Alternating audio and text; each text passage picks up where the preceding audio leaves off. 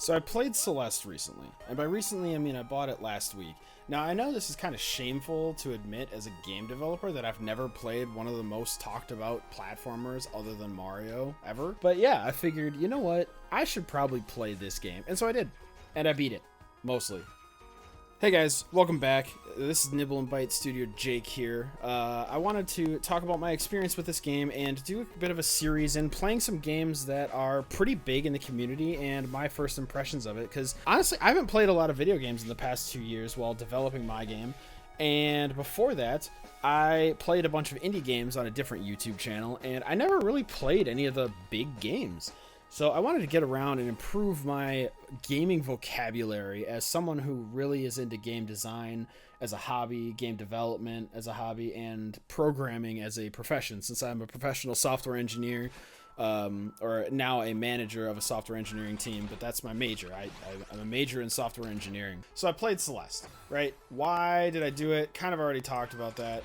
But I want to make a platformer, and so in order to do that I feel like I need to play the good ones, like the big ones. I need to play some really good ones and then maybe a couple bad ones. So if you guys have any that I should add to my list besides this one, let me know. I already have Hollow Knight. I want to play Rain World. I think those are the big two that are on my list right now. Jump King, I've heard, is one that I should check out. The reason I want to do this is because I want to see what mechanics work, which don't, what people like about these games, and what I should try and incorporate into mine, and then take those and put my own spin on it and learn from that. So let's talk about my experience in the game.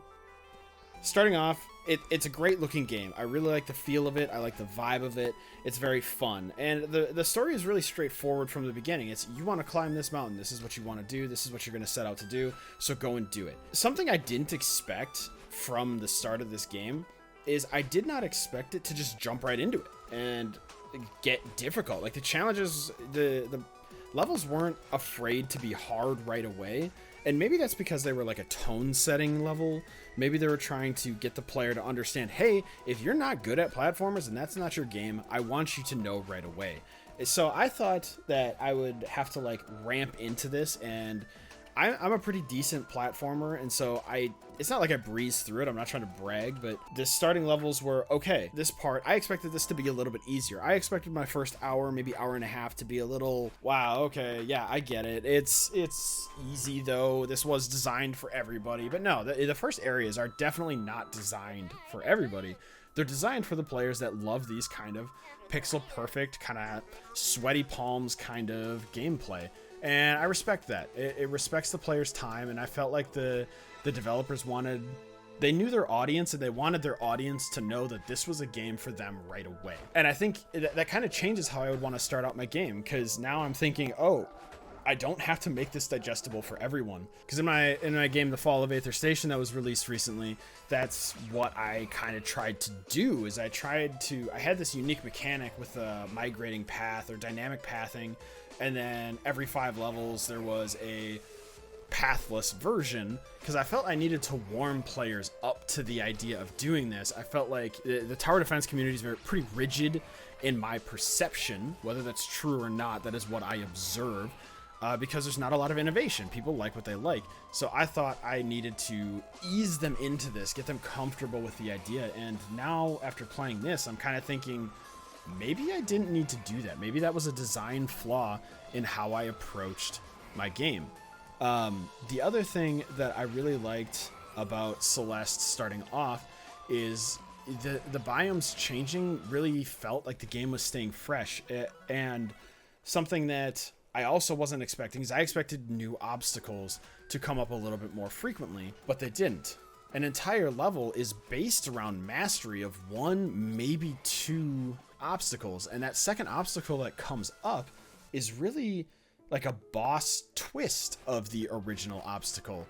So you ended up playing half an hour to an hour of creative challenges based around really a single mechanic. And I thought you would really need to add more to keep it fresh. I thought you'd need to play around more with tons of different obstacles, but the game really shows mastery and design of a single obstacle in each area, and that changes things a little bit for me too, because now in this next game, oh shoot, okay, I don't need 100 different types of challenges. Maybe I just need to be more creative with how I'm using the existing challenges that I've thought of already, and I can spend more time letting people savor that specific mechanic, provided that it's actually good. And I can make mechanics that are not dynamic, but they're flexible. They can apply to many scenarios. And I can take maybe 2 mechanics and spend an hour creating unique ways to do that, so each one feels a little bit different. And I'm kind of getting into the gameplay here a little bit, but that's my starting takeaway, so maybe I'll do it right here. Now let's talk about gameplay. I love that all of the mechanics are available to you right from the start, and they're so simple. It is not a complicated game, it is a challenging game, and a challenging game does not need to be complicated, the same way that just because it's complicated does not mean that it's challenging.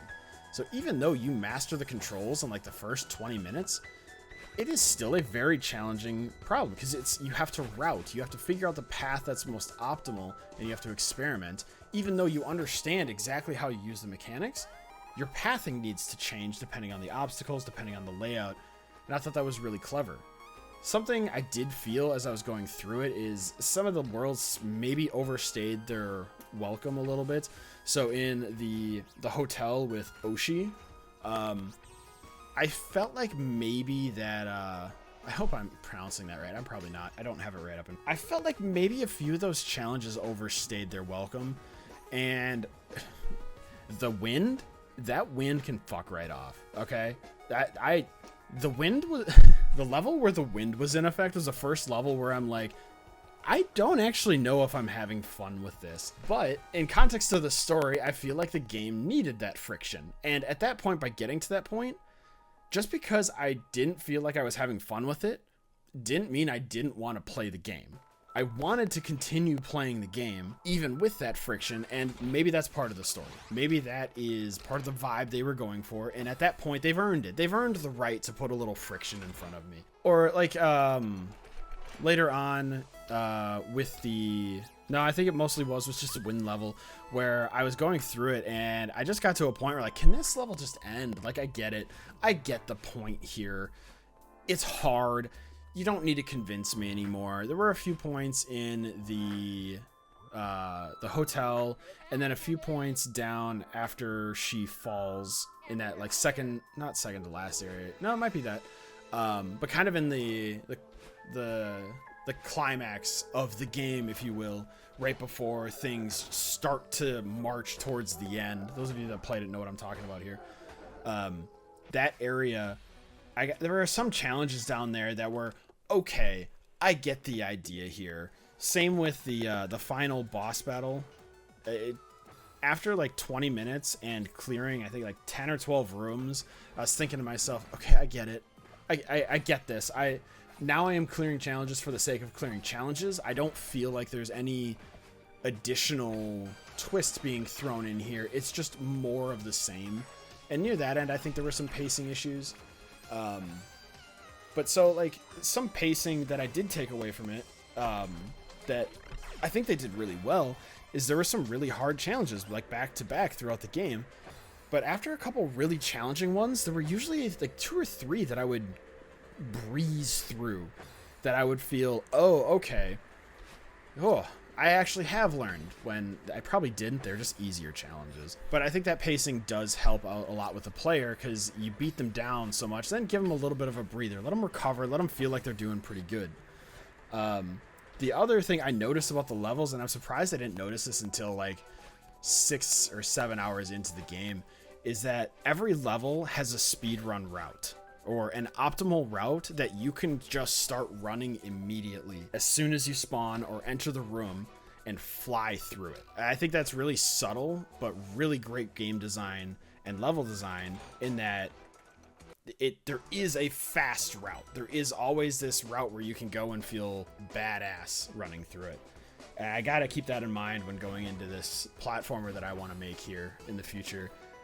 There needs to be a way to feel badass every single room. You need to feel good. You need to feel like you've mastered the mechanics. All right, that's kind of what I've been thinking about the game. I know I'm not going into like some super deep analysis here, because I wanted to do my initial impressions. Like, I literally just set down the game. So let me know what you guys think. If you played the game, are there other games that I should check out? Feel free to jump by the Discord as well, where I kind of share some screenshots of things I'm working on, things I'm doing, and just hang out with you guys. All right, that's all I got. See ya.